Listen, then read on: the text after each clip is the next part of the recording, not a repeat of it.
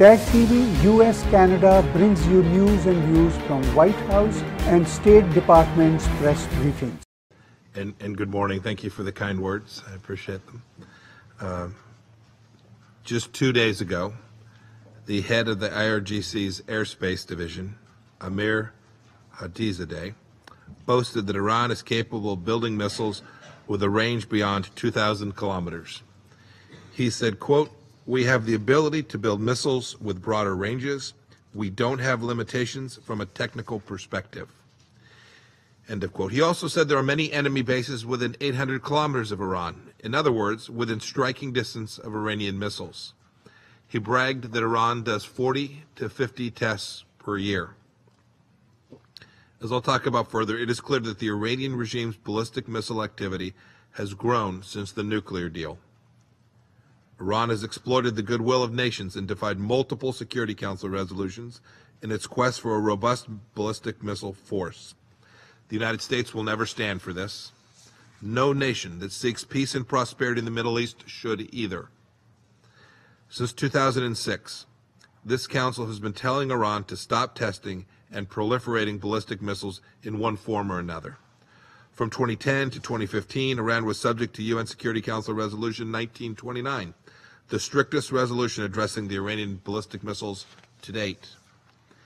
In that resolution, the Security Council decided that Iran shall not undertake any activity related to ballistic missiles capable of delivering nuclear weapons, including launches using ballistic missile technology, and that states shall take necessary measures to prevent the transfer of technology or technical assistance to Iran related to such activities. This provision of UNSCR 1929 imposed a legal prohibition on Iran's ballistic missile activity. There was force of law behind those words. Nevertheless, Iran conducted multiple ballistic missile launches between 2010 and 2015 in flagrant violation of that resolution. So what did we do in response? Did we increase accountability in Iran for serial violations of international law? Quite the opposite. In fact, the level of accountability in Iran has diminished instead of decreased, while the risk has increased. In connection with the Iranian regime's engagement in nuclear talks and at the Obama administration's urging, the Security Council replaced Resolution 1929 with Resolution 2231.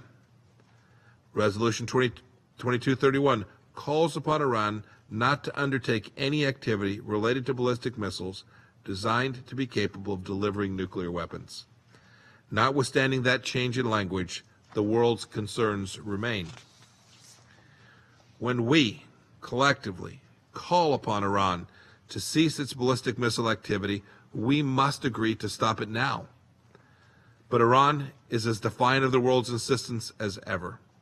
Because here we are, for the 12th year in a row, meeting about Iran's ballistic missiles, addressing an incredibly problematic data set. Iran's pace of missile activity, including missile launches and tests, did not diminish since the JCPOA. In fact, Iran's missile testing and missile proliferation is growing. Today, Iran has the largest ballistic missile force in the Middle East. It has more than 10 ballistic missile systems in its inventory or in development. It has hundreds of missiles which pose a threat to our partners in the region. From more recent times. In 2016, during the time of the JCPOA, Iran unveiled 2 new short-range ballistic missiles, which it claims are capable of striking targets between 500 and 700 kilometers. In January of 2017, during the time of the JCPOA, Iran launched a medium-range missile designed to carry a payload greater than 500 kilograms and which could be used to carry nuclear warheads. Its suspected range also approaches 2,000 kilometers, which is far enough to target Athens, Sofia, Bucharest, and other major European cities. If the IRGC airspace commander is telling the truth and Iran has capabilities beyond 2,000 kilometers, other European capitals are at risk as well. In July of 2017, while the United States was still in the JCPOA, Iran tested a Simorgh space launch vehicle. The United States, France, Germany, and the UK all assessed that the launch was inconsistent with 2231 because space launch vehicle uses similar technology as intercontinental ballistic missiles. Iran has exported ballistic missile systems as well, most recently to Yemen. We have hard evidence that Iran is providing missiles, training, and support to the Houthis, and the Iranian Houthi missile force is fully engaged.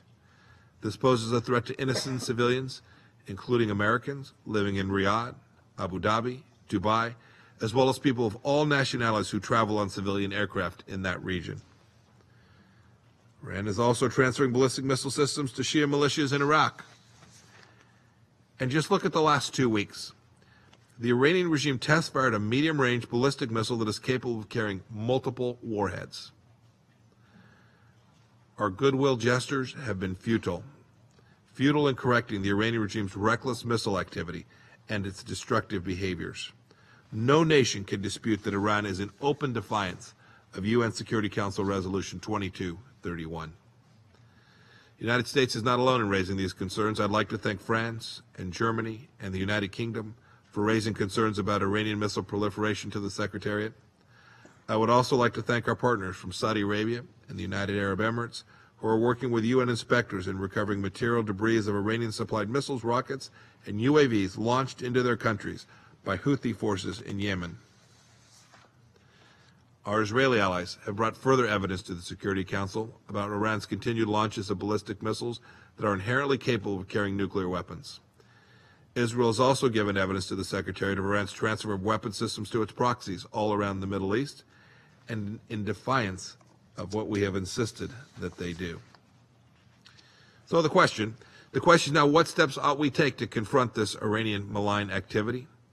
We risk the security of our people if Iran continues stocking up on ballistic missiles. We risk escalation of conflict in the region if we fail to restore deterrence. And we convey to all other malign actors that they too can defy the Security Council with impunity if we do nothing. The United Nations Charter, as you all know well, calls the primary bestows upon the Security Council the primary responsibility for the maintenance of international peace and security. We all take this responsibility seriously. The United States seeks to work with all other members of the Council to reimpose on Iran the ballistic missile restrictions outlined in 1929. Beyond addressing Iran's ballistic missile activities, the Council should not lift the arms embargo in 2020 on Iran. This is a country in non-compliance with multiple UN Security Council resolutions, including those related to Al-Qaeda, Afghanistan, Lebanon, Yemen, and Somalia.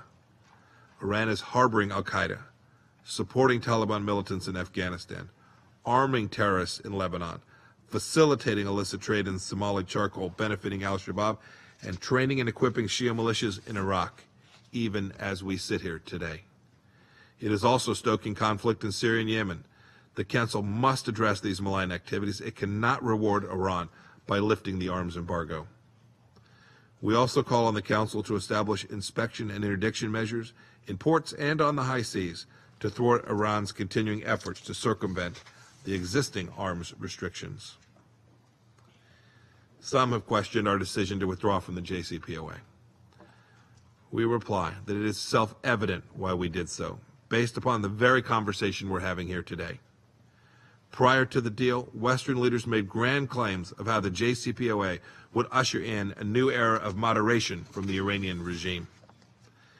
Indeed, America's own president said, quote, ideally, we would see a situation in which Iran, seeing sanctions reduced, would start focusing on its economy, on training its people, on re-entering the world community, to lessening its provocative activities in the region. But what do we actually see? The JCPOA has, without a doubt, to date, shielded the Islamic Republic of Iran from the accountability to the risks it presents to the world. The Iranian regime is pursuing the same destructive, revolutionary goals that it has for the past 39 years, except now it has more money to achieve them, thanks to the nuclear deal. I'm here today first and foremost as my capacity as the Secretary of State of the United States of America. Under President Trump, the security of our people and our allies comes first. But in the finest traditions of American leadership, the United States will continue to unite sovereign nations in their responsibility to work for the peace and security of their own people and a stable international order. The United States is going to continue to be relentless in building a coalition of responsible nations who are serious in confronting the Iranian regime's reckless ballistic missile activity. This includes the treatment of its own people as well. That type of malign activity is something that the United States will keep standing side by side with the people of Iran. They have been the worst victims of the regime for nearly 40 years, and they have the unwavering support of the United States. Finally, the Trump administration clearly defined in May the 12 areas in which we are demanding change from Iran. If Iran makes a fundamental strategic shift and honors these demands, we are prepared to ease our pressure campaign and support the modernization and reintegration of the Iranian economy into the international economic system. But relief from our efforts will come only when we see tangible, demonstrated, and sustained shifts in Tehran's policies. Thank you. TAG TV US Canada brings you news and views from White House and State Department's press briefings.